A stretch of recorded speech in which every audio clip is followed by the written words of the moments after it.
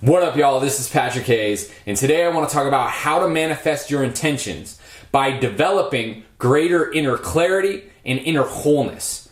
Because one of the things that's really holding people back from being able to manifest their intentions and go into the world and do the things that they want to do is oftentimes a conflict or a split of interest between different intentions or different desires or different intentions and desires. So what I want to talk about today is how to identify those differences, identify those splits, and then bring those splits together, bring them into wholeness, into one intention, so that then you can propel forward without resistance. Okay, so first off, what I want to do is I want to clarify the difference between an intention and a desire.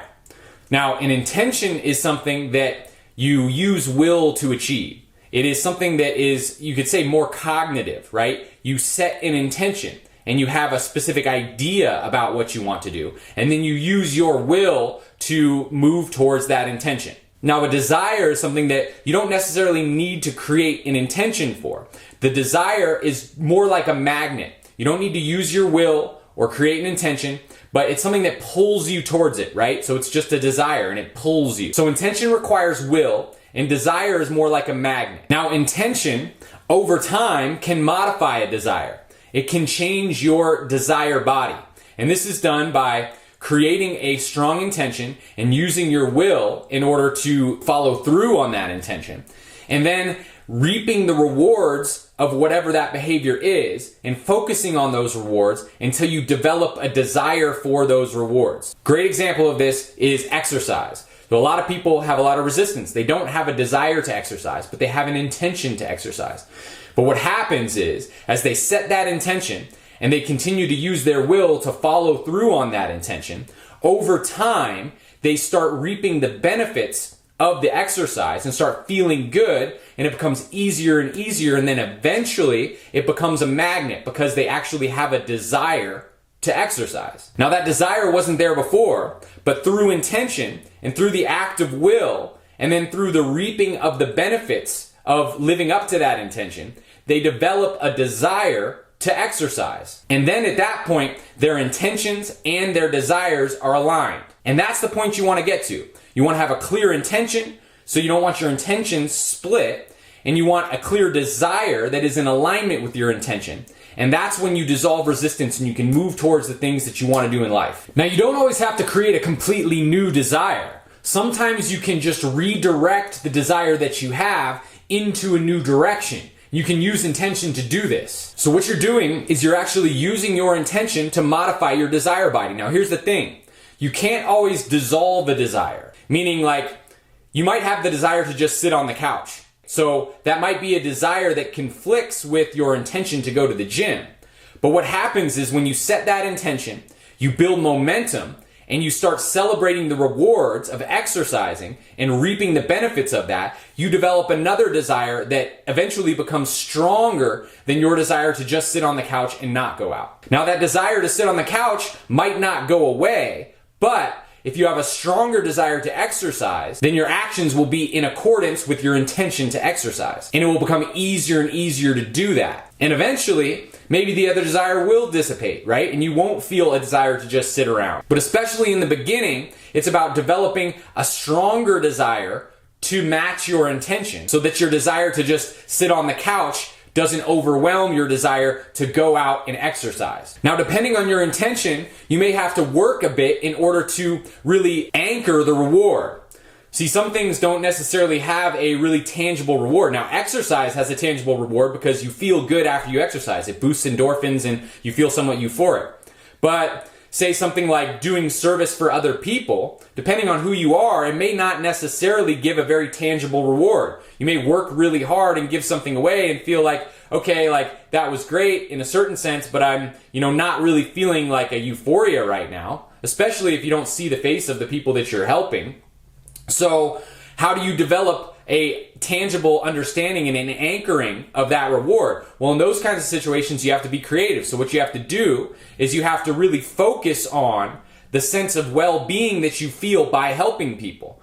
And you have to meditate on that, right? You have to really develop gratitude and appreciation for that kind of behavior. And you have to reward yourself. It's easy to bathe in the reward of, sensual things or, maybe a bunch of money or really fun experiences. But it's not always as easy to bathe in the reward of things that are trying and difficult that may be totally in service to other people, especially if you're not directly getting praised for it. So in those situations, it's really important to be able to really focus on the goodness of what you're doing and then celebrate that and create your own kind of reward system for yourself. And when it's in alignment with your morals and you know you're doing the right thing, it really becomes deeply fulfilling and deeply rewarding. Now, if you have a conflict of intentions, meaning you have an intention to say, do music 2 hours a day, and you only have, say, 2 hours a day available, but then you also have an intention to exercise 2 hours a day. So if you have two conflicting intentions, well, this is a time that you really need to develop inner clarity. You need to go within yourself and ask yourself, what's truly important to me? Because here's the thing, we only have so much time in our life. Sometimes we need to sacrifice certain things because there's just only so many hours in a day, and we have to choose either one thing or another thing. Oftentimes we can choose two things and we can do two things, but other times we might have to choose between two things. So here's a little technique. If it's an either or situation and you have to choose one of two things, then once you determine which one is more important to you, it may be that one of them's 70% important and the other one's 30% important. But once you make the decision and that you have to choose one of two things, then you need to switch in your mind that that's the thing you're choosing is 100%. Because if you don't make it 100%, then you're always going to have the resistance pulling on the other side. If you can choose both, great, do both. Do one 70% of the time and the other one 30% of the time.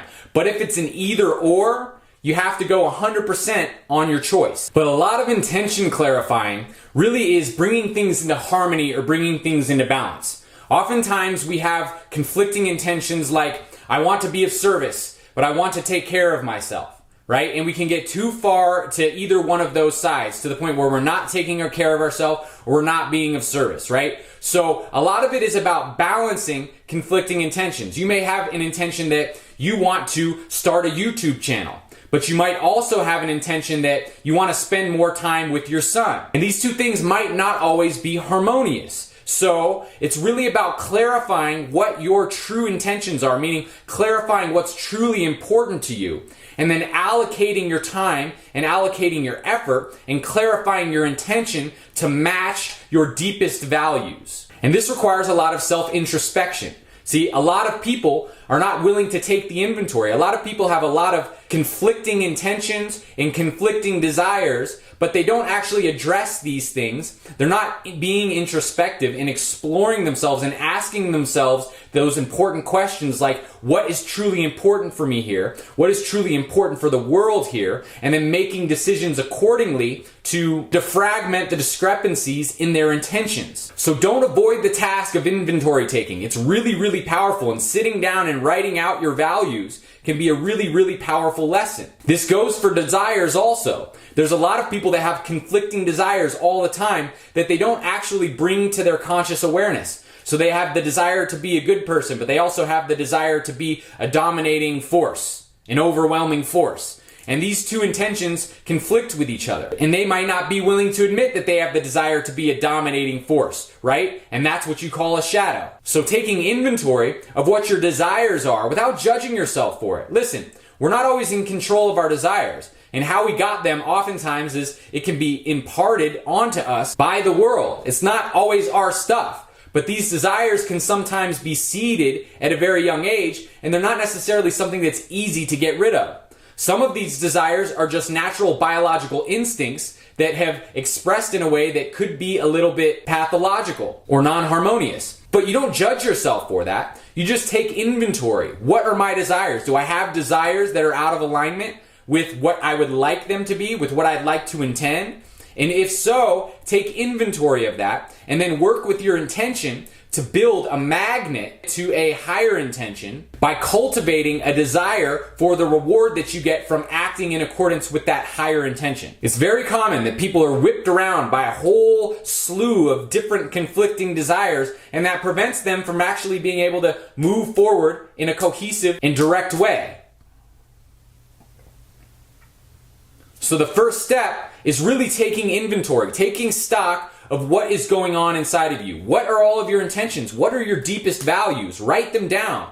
What are your desires? Be willing to admit the desires. You don't have to necessarily tell anyone about it. Be willing to admit what your desires are to yourself, even if they're desires that make you cringe when you admit them. And then actively work with your intention to create new desires that are more in alignment with who you want to be. And this could actually be done without having to develop a new desire, but actually by channeling the desire that you have that may be a little bit pathological into a direction that is more healthy. So it's not always about creating a separate desire, but it's about sometimes channeling your desire into a healthy direction. And this is done with the same process. You set an intention for that new direction, and then you reward yourself on that path, and then that desire can express in a healthier way. And when you can bring your desires in alignment with your intentions and clarify your intentions to be practical and actionable in your life, then you start propelling forward into the kind of person that you want to be. Now, if you're looking for more help with this kind of thing in life, if you're feeling stuck, like you can't move forward, I've recently released a course on Teachable, and I'll go ahead and put a link down here in the comments so you can click on that and you can explore the course and see if it's something that can help you. Especially if you're the kind of person that's had trouble with starting things or finishing things or procrastination. So thanks so much for tuning in. This is Patrick Hayes. Like, subscribe, share with your friends. If you haven't already hit the bell button, hit the bell button and then you'll be notified when I release videos. And I'm stoked to continue the conversation. One love. Talk to you next time.